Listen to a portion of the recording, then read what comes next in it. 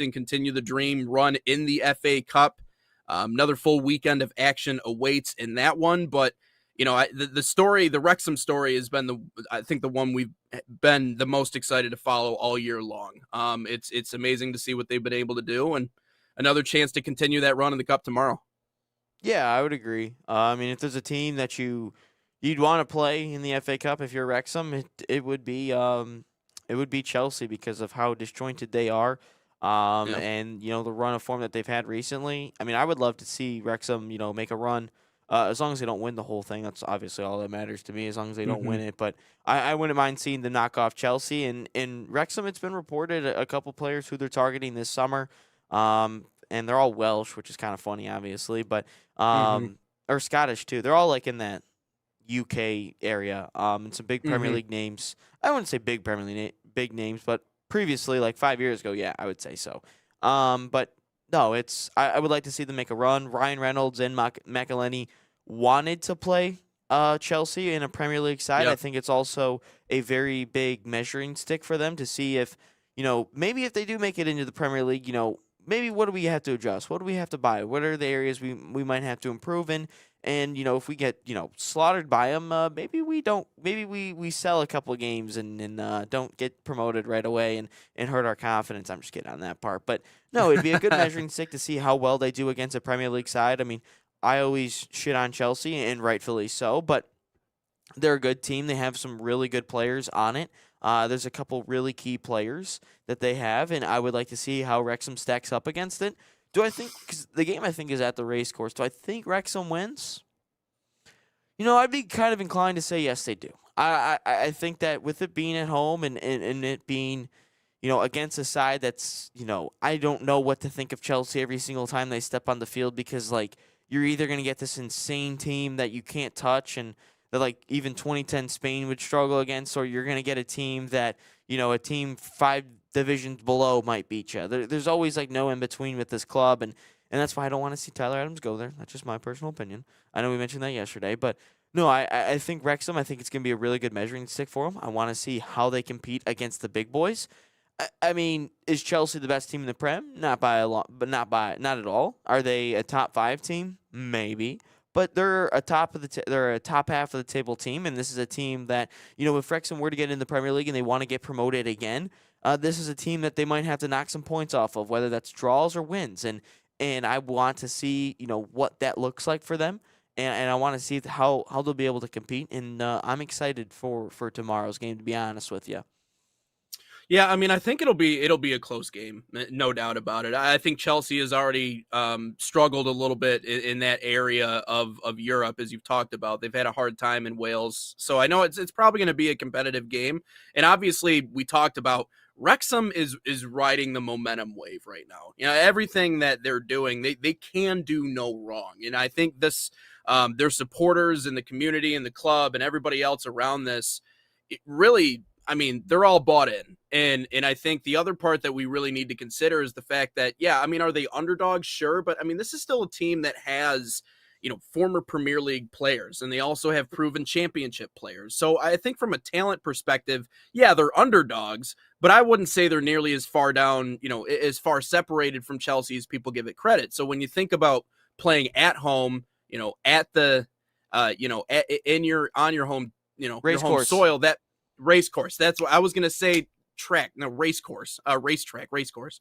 But they're 6th in the table right now, occupying the final playoff position for 4 points over Southampton with 11 games remaining. So I mean, it's a lot of great momentum, and I think that's the part that Wrexham is really going to need to capitalize on with one loss in just their last 9 competitions. Already beat a Premier League side, Nottingham Forest. Of course, that was back in January. But, I mean, they believe they can do it again. The only thing is, I think right now for Wrexham is that, yeah, Chelsea, maybe on an individual basis, a little bit more talented. They have struggled in Wales, but they are a top-of-the-table team. I know they've been disjointed. I'm going to go with Chelsea in a narrow one in this one. Probably a 2-1 finish. Might come down to the very end. But you're right. It is a measuring stick game. And if anything else, for Wrexham, it just goes to show, like, you are finally I know you're looking for that final promotion, obviously, but you're with the big dogs now, and so it's not good enough to just have one win over a championship or a Premier League side once in a while. You have to now start to prove that you can do so consistently. It's historic what you've done already to get to the point that you are, but now it's almost like put up and shut up time, I guess, is where and now obviously if they lose this one, it's not like it's all over for Wrexham, but it's just a great opportunity. And so that's where it really comes down to really, how important this is. But, they are a talented side. I mean, I wouldn't say it's as lopsided of a matchup as people might give it credit or say that it is, but I think they have a pretty good chance. But I do think Chelsea squeaks it out in a close one. No, I agree with you. I don't agree with you. Sorry, I was trying to do something right there. I had to bring in some highlights from this weekend that Tanner was doing, and I couldn't No, find you're it. good. Sorry about that. I couldn't find it, You're but I good. got it. I got it just barely. Um, I will say some of Tanner's calls are so energetic. I love them. He gets so excited for them. I get what you're saying that Chelsea might squeak this out, but let's back to the Nottingham Forest point where Wrexham won. Nottingham Forest is for some reason they're really good in 2026. Like if they always say that if the league were to like there's always a team that if the league started in January, this is where the team would be compared to everybody else.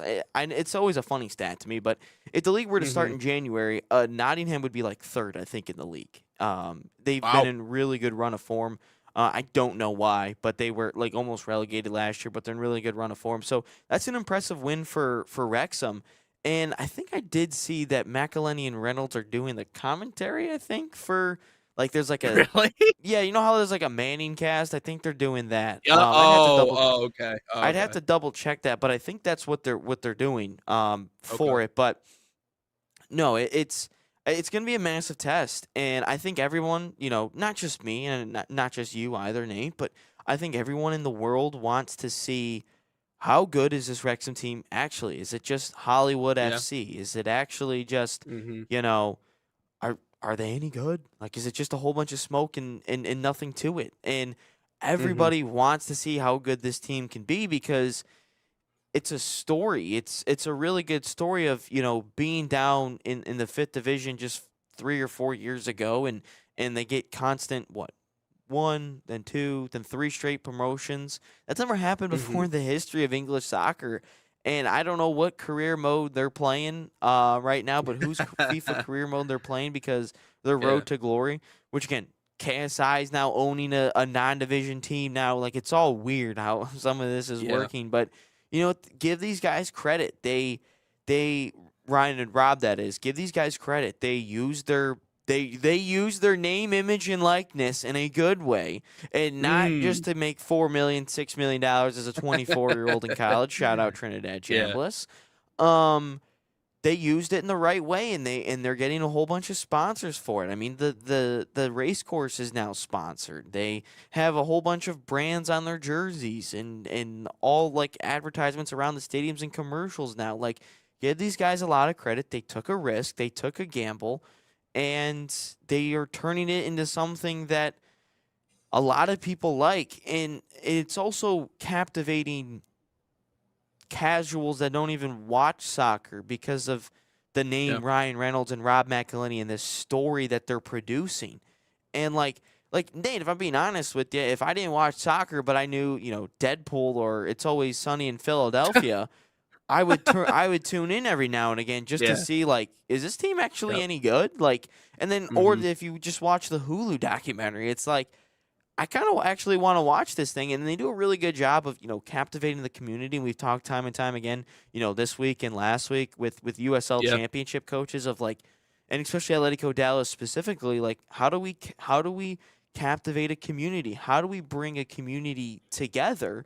And how do we make them one within the football club? And I think what they're doing, Rob and Ryan, what they're doing, it's unbelievable. And I'm excited to see how they compete against the big boys because ultimately that's the next phase. And if they have a plan, I don't know if they have a plan or what if they do have a plan, what it's called, but that's the next phase in their plan of how do we compete in the Premier League? How do we compete against the big teams? In our divisions and in our leagues. So I'm excited to see that.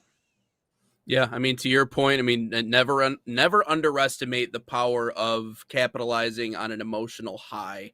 And right now, Wrexham in this fan base and everybody surrounding this is riding an emotional roller coaster that began a long time ago. And the history has already been made, but I think there's more coming on down the line. And so I think that's the hard thing for Chelsea, and especially with all the drama that's going on, maybe inside of the club, Oh, I being love able it. to keep being able to keep a level head in an environment like that. That's my biggest question. Like, can Chelsea keep a level head in a rowdy, raucous, loud, passionate audience like that Wrexham place is going to be? Because they really are in a lot of ways. I know they call them the sixth man in basketball, the crowd sometimes or whatever. But in soccer they probably call it what, the 12th man.